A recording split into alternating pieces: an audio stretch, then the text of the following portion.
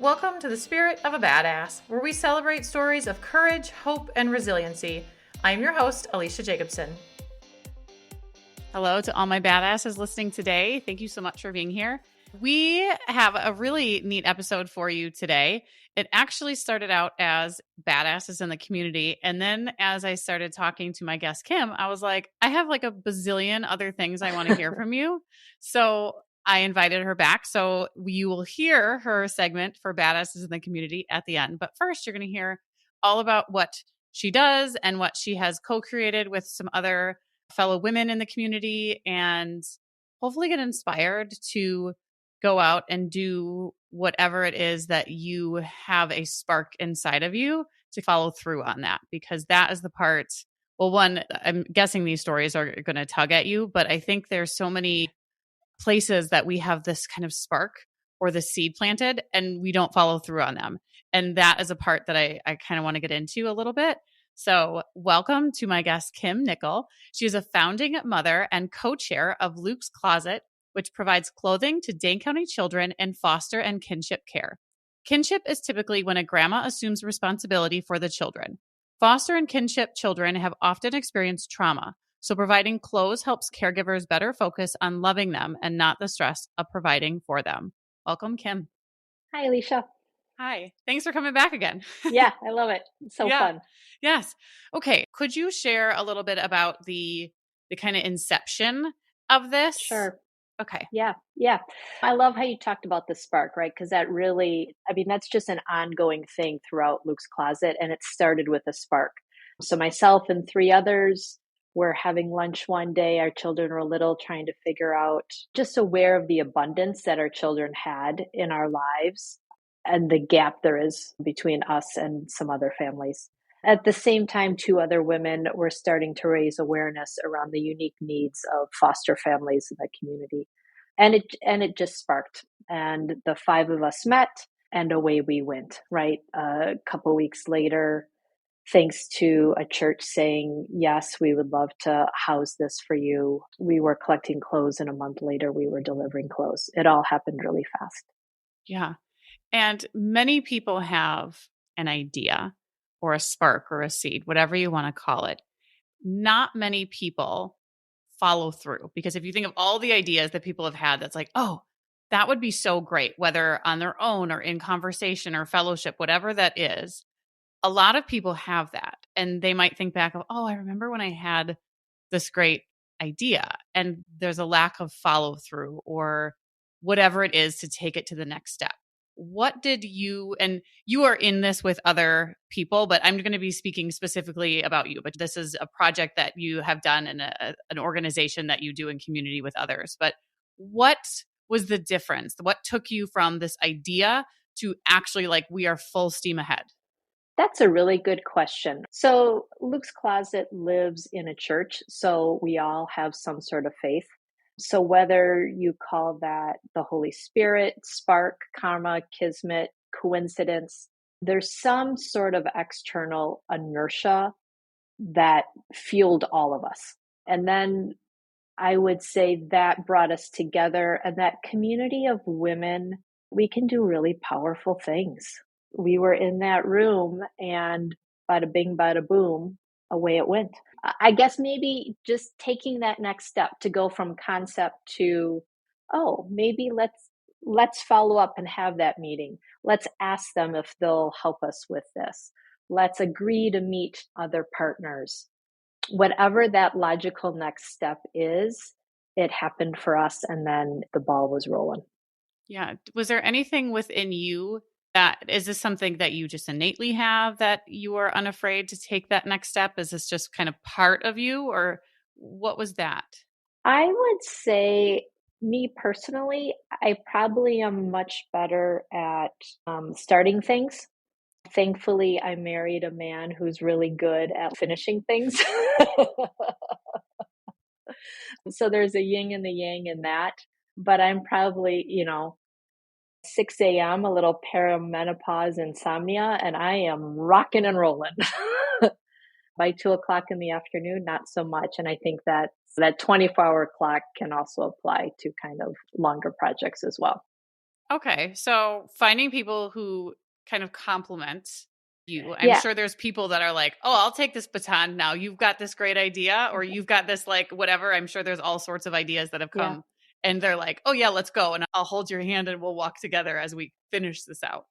Yeah, I mean, I would say that was really the beautiful thing about the Luke's Closet founding mothers is that we each brought something to the table that was unique and special and that we could complement. I am not a foster parent. I never have been. I do not have the gifts required to be that person. I do have a tidiness disorder. I do like to organize. I do like to put things in this place, right? And so for me, creating a closet, I'm also a graphic designer, right? So like a logo and those kind of visual pieces, that's where I found my place at the table. The foster parent could share her stories that were inspiring. There is another woman who had been in corporate America, so she kind of was our first chair and took the ball and run. Everyone had a very unique piece that came together beautifully, and we honored that in each other.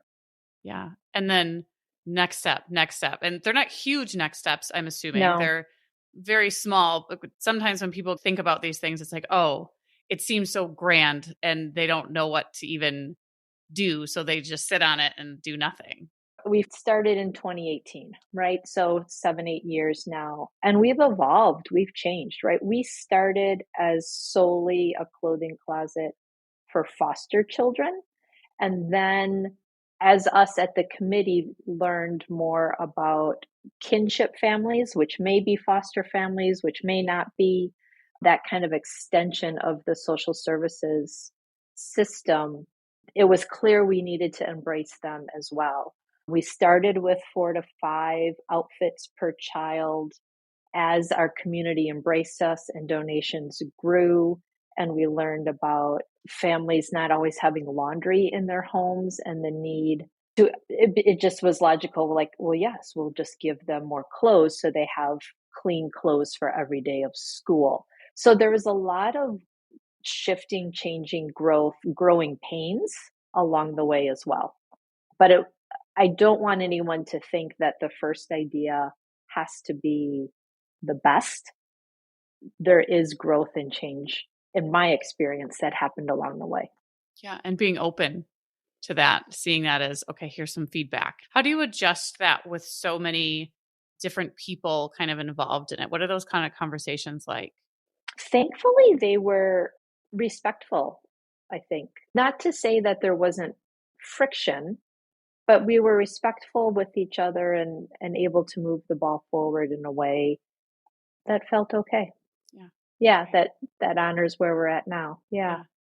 Yeah. I think that's something really important because sometimes there's this perfection that people think, especially women, that there has to be like the finished product first. Yeah.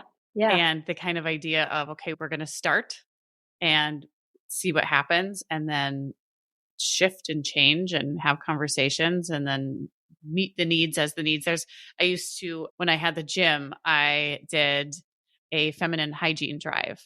And coming from my lens, it was a lot. We were collecting tampons and we had these like puns of like things up. And they said, well, actually, what we need more pads and feminine pads for women, things like that, because the members that are coming here, the people that we're serving, were a certain population that those are the products that they use. And it was like, oh, I never would have. Here I'm out here thinking like I'm doing these great things.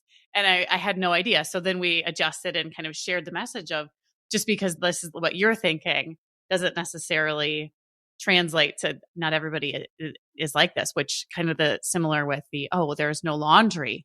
They don't have in laundry. And so how can we meet that need? Yeah. 100% agree with all of that, Alecia. It's eye-opening to step in other people's shoes and see life with a different lens. I think one of the things our committee was really good about as people exited and kind of reevaluate who's doing what and what pieces could shift and change and realign to meet people's current experiences, skills, and bandwidth. And I'm proud of how we have done that because it's been honest and respectful. And each time it gets us the people doing the right things. That was a unique experience for me. Yeah, that sounds really lovely and something you said a unique experience. I mean, because we don't always have that opportunity out there with Right. the great communication and meeting each other with sort of that. It almost sounds like an open heart and a common goal, an end goal. Yeah. Yeah. Yes. Yeah. Kudos to all of those women for those conversations. Yeah, right? Yeah. Yeah. Okay, so we talked about the kind of unique needs. What have you learned about the unique needs of the foster and kinship families? Yeah. Let me start by saying, right, I am not an expert in this field. I'm not a social worker. I'm not a foster parent or a kinship guardian.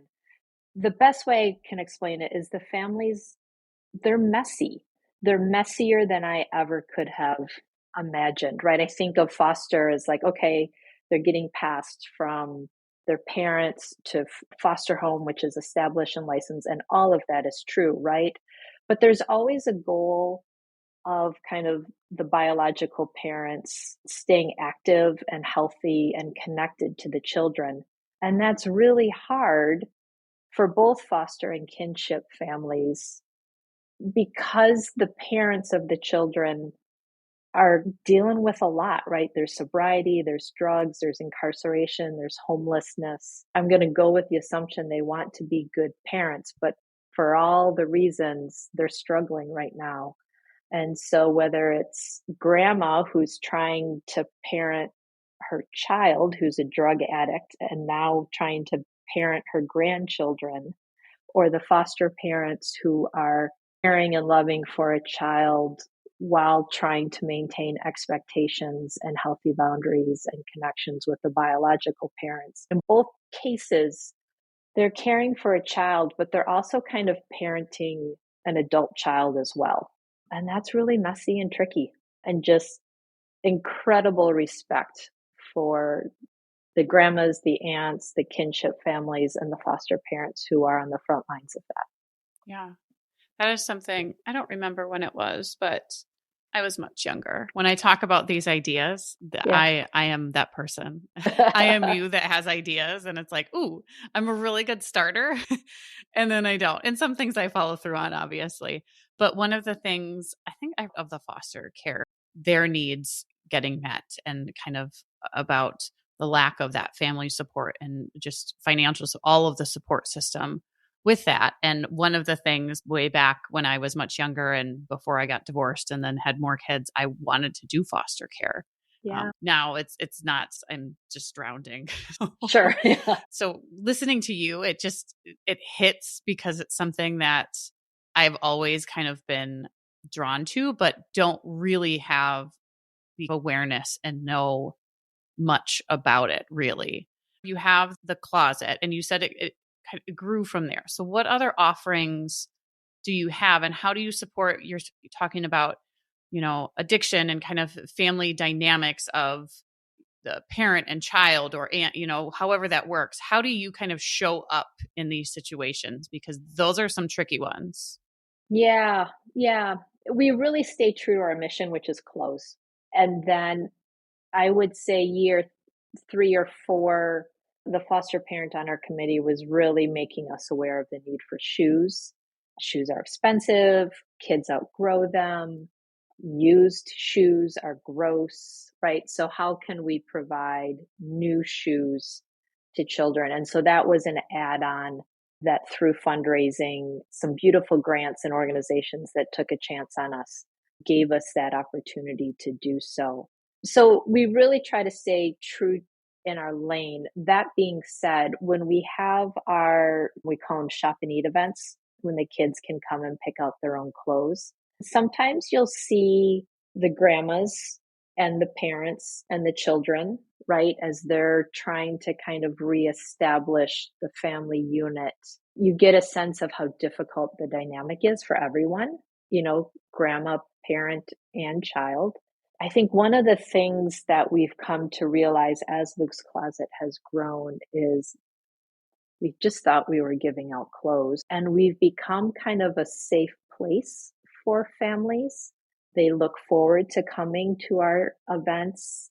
They're comfortable in the building. They know everyone there is going to love on them and understand that they may not call their grown-up mom or dad, that there's just a different family structure. And I think for the grandmas as well that are often isolated, the kinship families that are often isolated,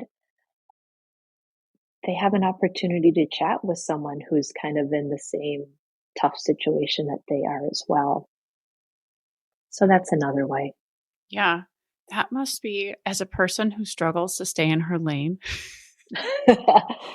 that has to be challenging. Are there other, Yeah. I mean, are you able to say here, I'm guessing they already have resources, but are there other kind of places that you can say, here is a place and here is a place? Or do they already, is this something that is already kind of provided that they know about these different resources? Like I'm thinking like the grandma who's isolated, is there a place for the grandma to go where she feels connected, or groups and things like that? Yes, there is a kinship support group that grandmas can go to. And beautifully, the people that run it, I know, and they have told me about like how they hear about Luke's Closet. And the husband of the facilitator was actually in the room when it happened, when Luke's Closet was formed. So there is a lot of beautiful full circle moments that happen. Staying in the lane is always tricky, right? You never want to say no to someone, especially someone that has incredible hurdles and obstacles and needs. When we created Luke's Closet, we were aware that it used to be Middleton Outreach Ministry, right? It's now Way Forward, right? Way Forward exists, and they have a clothing closet and food, and they do beautiful things and beautiful work, right? And we did not want to infringe on the work that they do, knowing that they were already doing it really well. And so we could work with them like, okay, if you have a kinship family that comes to you, you can refer them to us. And if we have a family that needs more than what we can provide, we're going to refer them to you. And so we kind of, that's kind of how we balance it. Yeah, that's great, because that's what I'm thinking.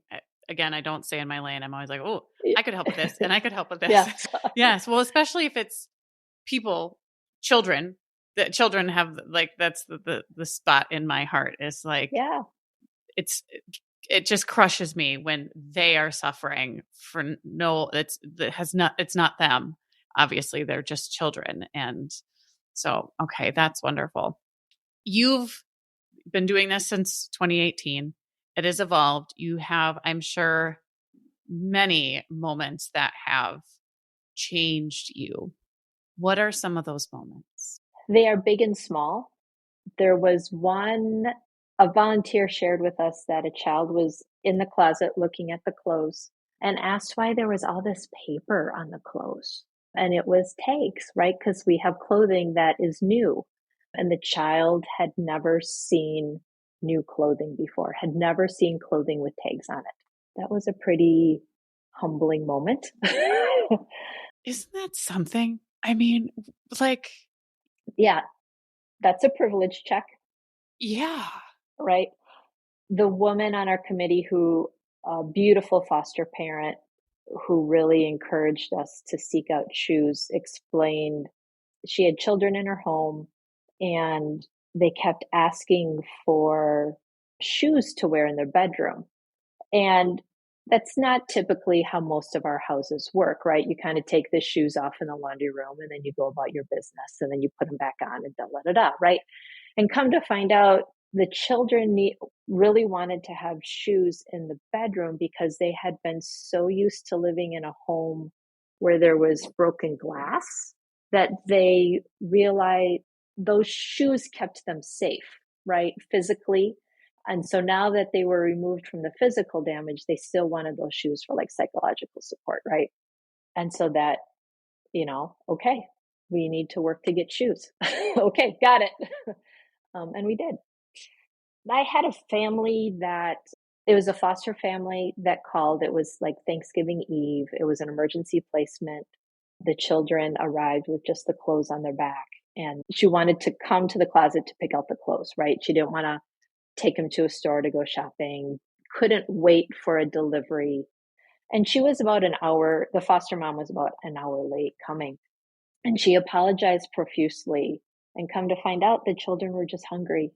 And so, like, she fed them, right? And then they get out the door and they were hungry. So they needed to find a place to get food again, right? And then they were hungry again. And it was just a really long process because that's what those kiddos need, right? So there's so much going on besides just the clothes.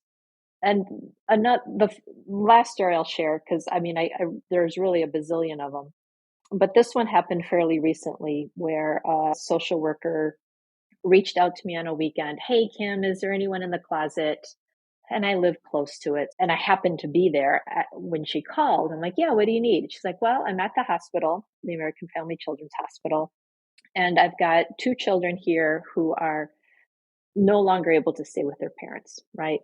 The parents were hospitalized and the children were going into emergency foster care for that weekend, right? Well, the parents and the children had been living in a car for an untold number of days, and it had been a long time since the children had bathed. So the social worker and the foster parents were like, can we get clothes? And do you have clean underwear? And I was like, yeah. So they left the hospital. They swung by Luke's closet. In 20 minutes, I'm giving them a week's worth of clothes and the snow pants and the winter jackets and clean underwear and socks. The foster parents drove up, they picked up the bags, and then they could go home. It was kind of a direct shot on their way. And you could just see just this relief, right? Because the foster parents could take the kiddos, get them to a safe place, get them cleaned up, put clean clothes on them. And we later learned that they just kind of embraced it and jumped into playing with the other kids and all kind of started fresh and clean, literally and figuratively. And I think about, had that not been the case, right? So you've got early elementary kids, preschool kids, right, who are now going with strangers, who now have to go into Target to find some clothes, and that kind of chaos, behaviorally, all the things, then go to a strange home. And that, it just delays the process and it just makes it more complicated. And how beautiful for the children and for the family that we can make it as seamless as possible. Oh, okay. Yeah. 2 things. I don't want to forget them. So I have 2. The first one, how has this changed you? Well, it certainly made me incredibly aware of the wide variety of families and circumstances that exist in our community and quite frankly, everywhere. Dane County isn't unique by any means. Right. So there's the heart-wrenching piece of the families and I have, right, there are repeat families that come to shop and eat. We hug, we love, we check on each other. It's a beautiful thing. The other part of it for me is I'm also part of the recruitment of volunteers. And I love kind of matchmaking. Like people come, hey, I'm interested. And here's the opportunities that we have, how about this? How about this? Or what's your special skill that you can bring to the table? And then when the volunteers find connections and they find connections with family, I really love growing that community. It's an incredible gift for me. Yeah. Have you noticed anywhere out as you're just living life, not at Luke's Closet or even doing anything to do with it, but have you noticed that you show up differently post 2018? That's a good question. I don't know that Luke's Closet changed that. As you know, I've got 2 children, but actually I've got 3. Our first child died at birth. And so that changed me and that set me up for this work. Could we go there for a second? Sure. Okay. Could you just give a little bit, how did that set you up for this? A healthy child born in the United States of America is not typically one that's going to die. And so there's tragedy there. There's humbleness, there's anger, there's all the grief that comes with that. It changed my professional track as well. I'm jobless, I'm childless, right? It kind of put me on the path to be a freelancer and maybe a stay-at-home mom, and quite frankly, gave me the space, the bandwidth within our family to take this on. And it just softens your heart when you go through those kinds of tragedies. That was the only path for me. That's so beautiful that you're able to say, it brought me here and you're out here, because it could have, I talked to many women who have experienced many things, and oftentimes it can take you in a different place. Mm-hmm. And here you are today, bringing me to tears. I'm wiping the tears back, thinking of all of the people and the families and the children that you have impacted. And it came from a place of you being, I can't, that's not even something that I can even put words to. And you were able to create and make space for something for other people that's just a gift. It's humbling to think about. It humbles me beyond words. Yeah. This is just another, we're here to talk about Luke's closet. Yeah. And you, obviously you and what you've experienced, but this is just another, I just want to highlight that there's so many stories that we and people come with that completely unaware and just out there walking through the world, and the families that you work with, and it's like when you have this awareness of, here's my lived experience, here's what I have been through. It's almost like you can see that then in other people. You don't know what it is. You just know that there is something. And it's that, I believe, is just such a powerful way to go into any situation, because shit's hard. And it is. It's so hard. And when you can be in community with that, and when you're out there in the world living from that, having a knowing of everybody has been through something. Mm-hmm. Yeah.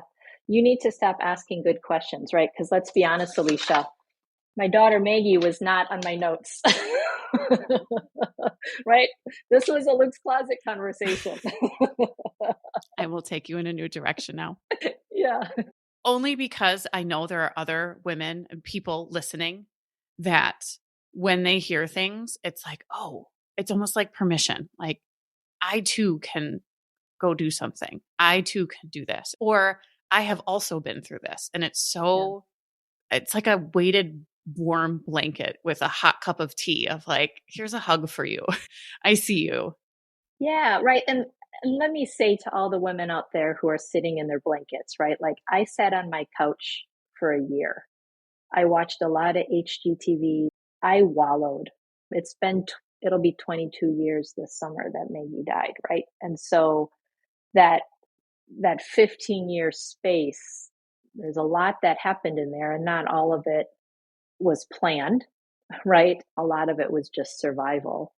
And a lot of it is just, being fortunate to have extraordinary love around you, family, friends, spouse, children, faith community, whatever it is that fills your heart, lean into those spaces. Thank you. Yeah. We're going to take a turn here. But this is, it's kind of similar, because one of the things I know, I have a lot of very good friends who in their careers have a lot of very tough things that they have to read, see, support, all of these things. How do you navigate that? Like, where do you put this? How do you say, like, how do you then, we talked about how this has changed you out in the world, but how do you not let it kind of infiltrate everything? What is that like? Meaning the Luke's Closet work? Yes, because if you're seeing these, the stories that you just got done saying, these are things that I will sit with. Or if I hear things about people, like, they sit in my brain in my heart for a long, long, long time. how do you handle that part of it?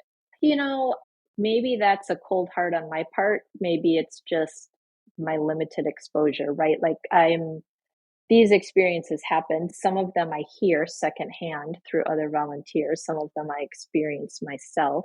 I think you just have to take comfort in that you're doing what you can. Those two kiddos at the hospital went home to really caring foster parents who could love them, right? I was one small piece of a chain, and I don't want to oversell my role. I will acknowledge we are one small piece in that chain, and lean into the others that can have the skills and the gifts to be that next step. That's not me. Yeah. I think what you said there just made a profound impact on the rest of my life. We're going to take a moment here because I struggle. I just already said I struggle to stay in my lane. I want to, you said I can't solve all the problems. This is my one link. This is my piece.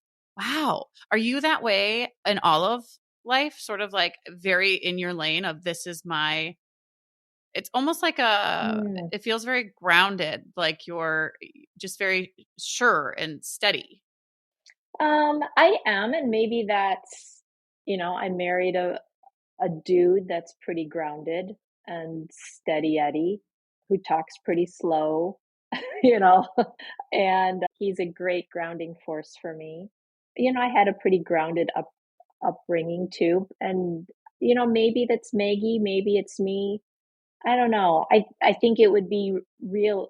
It is super easy to get lost in, oh, we can do this, this, this, and this, but it becomes quickly overwhelming. And I know that it's not possible for me. Yeah. When you're serving these families, what kinds of things what kind of feedback do they give you? Yeah. The shop and eat events are some of my favorite, right? Because you get to see the grandmas breathe, right? And relax. The church building that we're in is big. We have volunteers that kind of staff a game room so the kids can go play. We have breakfast and lunch. So, yes, it's potentially filling hungry tummies, but it's also a sign of like hospitality and love. Like, you're welcome here, linger.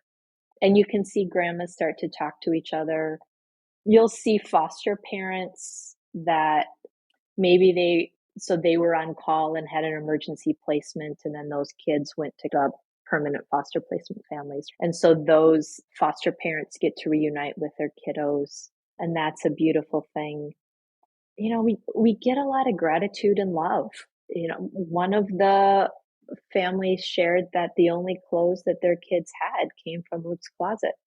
And when you think about 7 outfits 3 times a year, that looks a little different than the clothing in my children's closets, in my closet for sure. This event that you just spoke of, this is coming up. Because I was on Facebook earlier and did I see April 4th? Saturday, April 5th. April 5th. Yeah. Okay. Are you still, I know that again, we're talking about volunteer stuff later, but are you still looking? Because this will be out before that.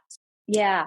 Our volunteers are filling up. It's exciting for me to see so many kind of repeat volunteers coming back.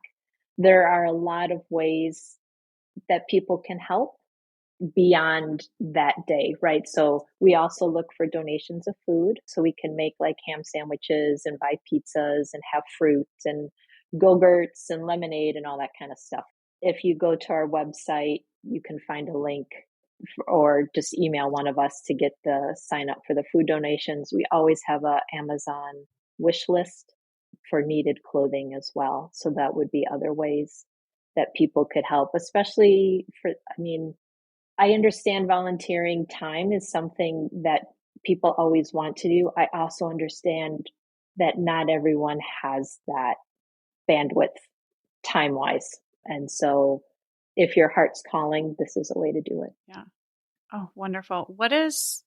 I don't know if you can pick a favorite or most loved thing, but what is your favorite part about this whole experience? That's a really hard question, Alecia. What's my most favorite part? There is something incredible joyful for me about being on the ground floor of something and seeing it grow and all the different webs of connections that happen. The volunteers that I've gotten to meet, the volunteers that get to connect, the families that come, how they get to connect. I am really proud of how we've been able to evolve to create a safe space and community for families that wouldn't have it otherwise. Yeah. Because that's what we all love, right? That's what fills our hearts.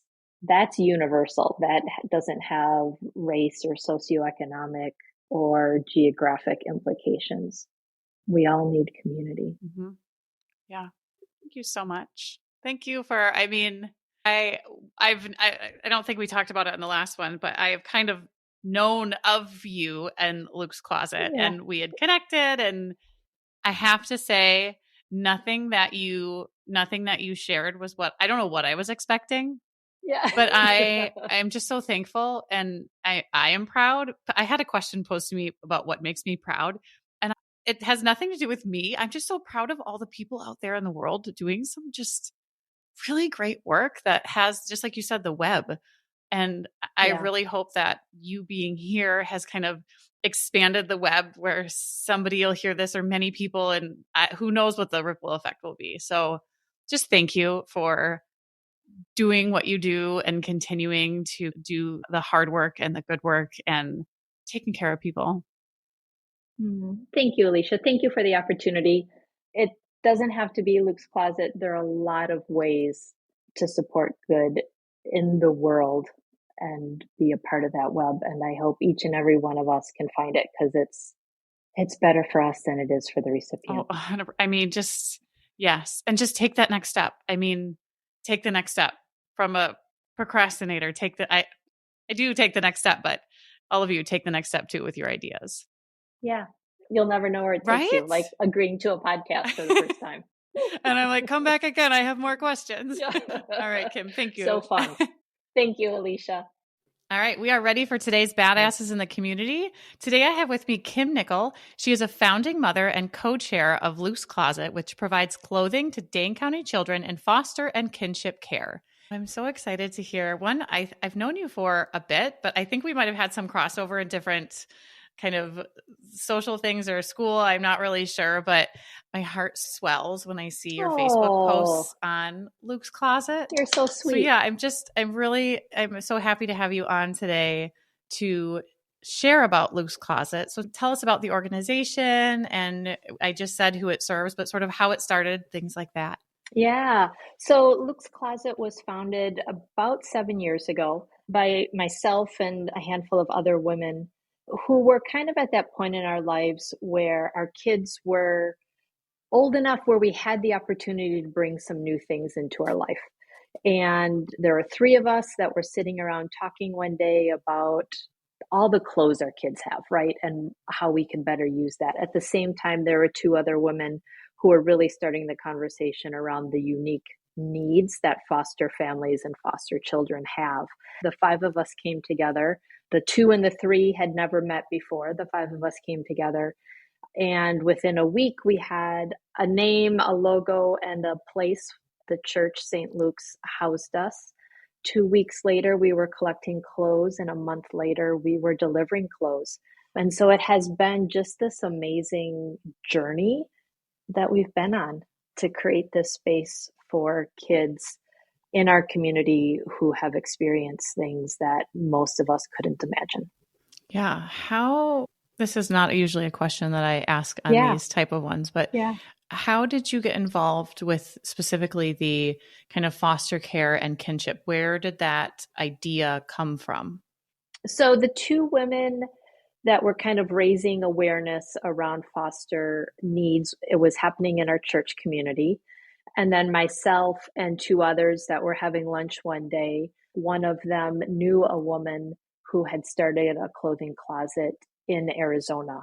And so it really was just this kismet, spark, Holy Spirit that kind of brought it all together in a way that just said, this is our path. This is where we need to go. Oh, fantastic. I've gotten like full Yeah. body goosebumps like 3 times since you've been talking. So this is so wonderful. And who can get involved? It's not anything that I can say that I didn't wake up one day and was like, I'm not a foster parent. I don't know anyone that was fostering. I really give credit to the other people in our lives that had that experience and brought it to the table. And each of us had a different skill and talent that we kind of brought to the team that moved the ball forward in a way that is always exciting when that team comes together, when you're like, oh, I can do this, oh, I can do this, and everyone has their role and you just divide and conquer. Yeah. And you did it quickly and like you took action quick.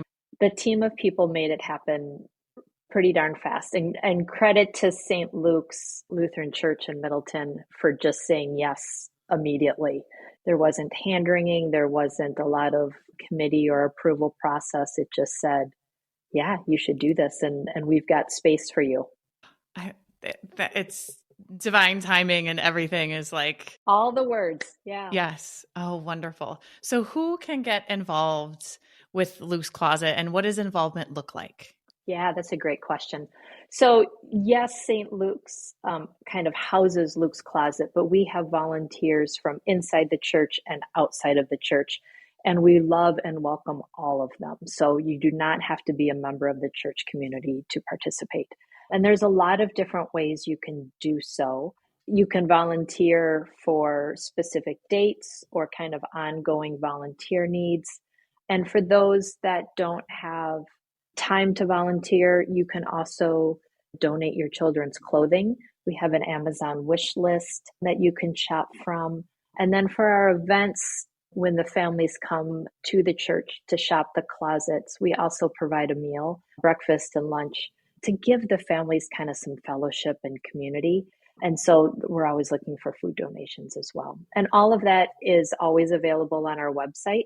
Our website is www.stlukes-elca.org and then /Luke's-Closet. And then our social media, Facebook and Instagram, is Luke's Closet Dane Co. And those 3 places will always have links as well. Okay. And we'll have that in the show notes that people can fantastic. go and click the link and get more information. Yeah. What are the different ages? I know sometimes people want to contribute with their family. Maybe it's a group of friends. What are the different people that can get involved with the volunteering? Yeah, that's a great question because we do have volunteers of all ages. I would say youth up through seniors, and different ages tend to kind of be drawn to different jobs. Our delivery team typically are the retirees and the senior citizens, my mom amongst them. Love those people. The fulfillment volunteers, those who are kind of packing bags, tend to be moms that have a little more flexibility with their schedule. They understand children's clothing. They know how to get in and out pretty quickly. Our shop and eat events, where the families come to the church and the kids pick their own clothes, are magical days. We do those 3 times a year. And those have opportunities for youth up through our seniors as well. And there are families that do find that that's a good way for them to volunteer together. And then I would also say for the families that are connected to like sports programs or schools that want to have some philanthropic effort, hosting clothing drives are always a fantastic way for families to get involved. Okay. Is there anything that is generally in need more than others? If somebody's thinking like, what are those things? Because I know I did a lot with another organization and it was something that I was like, oh, I never would have thought about that. What are those top things? We always need boys' athletic pants, right? I've got a son. He blew knees in his pants. I could never donate them, right? So we receive less donations and the need is higher. So boys' athletic pants, the elastic waist, whether they're joggers or straight leg, doesn't matter. But I would say from size 5 through like size 10, those are the sizes that we always need. And financial donations to Luke's Closet are always welcome also. And we use those funds to kind of fill gaps in our inventory when we don't get the donations that we need. Okay. I didn't even think about something like that about, you donate stuff, but it's like, you can't donate the things with holes in it. And yes, that group goes through them quickly. It does. Yeah, we have a whole team that kind of sorts through our clothing donations to make sure that they're appropriate for our kids. And, for example, a shirt that says mommy's best friend or daddy's little girl, we'll pass that on to Way Forward for their clothing closet. It's not appropriate for foster and kinship children. And so we work hard to make sure that the clothes that we give to the kids are clothes that feel firsthand, right? When so much of their life is kind of secondhand, they're either living with strangers or a different house or maybe a different school. We want them to feel good about themselves so they can thrive in school and in life. Yeah. And that's such a clothing. I actually just got off a call with a grown woman, and she was talking about how she's like, oh, I never thought that the clothes that I'm wearing might make me feel differently. And yeah, it's the same for kids, especially if they're going through a very stressful time. I mean, what a great gift. Fitting in and feeling comfortable are the two biggest things for all of us, right? It really helps set us up for success. Yeah. And for us, we give kids like 5 to 7 outfits. We want them to have a clean set of clothes for every day that they're in school, especially for our grandmas, the kinship families. The grandmas don't always have laundry in their apartment. And so making sure they've got a set of clean clothes to get through the school week is important. Yeah, that's really, again, the things you wouldn't think of. Yeah. Thank you so much for doing this. Okay. How much, a lot of people, like you said, the senior citizens might do this. They have more time. Moms kind of know it. What kind of a time commitment or schedule, like how can people, if they say, oh, I only have this much time, or what is the kind of scheduling look like for this? Yeah. So because Luke's Closet was founded by busy moms, we kind of have created everything in a way that allows for you to kind of plug in and out as you're able. So there's nothing. While we have the events, those are 3 times a year. They're usually 1.5, 2-hour shifts. That's kind of it works for my calendar or it doesn't. There are other ways to volunteer, and those are all done through Sign Up Genius. And if you go to our website, just scroll down to volunteer opportunities. And if you click on that PDF, it'll give kind of job descriptions and approximate hours of the week or month or year that is needed. And that being said, I think one of the things that's really cool about Luke's Closet is the variety of roles that we do have for volunteers. And also, we always welcome having the conversation with someone that's like, hey, I've got this unique skill set. How can I bring this to what Luke's Closet does in a way that can move us forward and better serve the kids in ways that we may not even realize. Yeah. Wonderful. Awesome. Is there anything else that I didn't ask that you think would be important for people to know? Good question. I think whether it's Luke's Closet or any other organization that's serving our community, the benefits that you get from being a part of it will way exceed anything that the recipients have. And so I would just encourage anyone to find the way that they're feeling called to plug in. Luke's Closet is just one of many. Okay. Awesome. Thank you so much, Kim, for sharing your time and yourself and everything that you've created with Luke's Closet, with all of the people the women that you created it with. It's a beautiful organization, and I'm thankful that you're here sharing about it. Thanks for giving me the opportunity. Yeah. Okay. Thanks, Kim. Thanks, Alecia.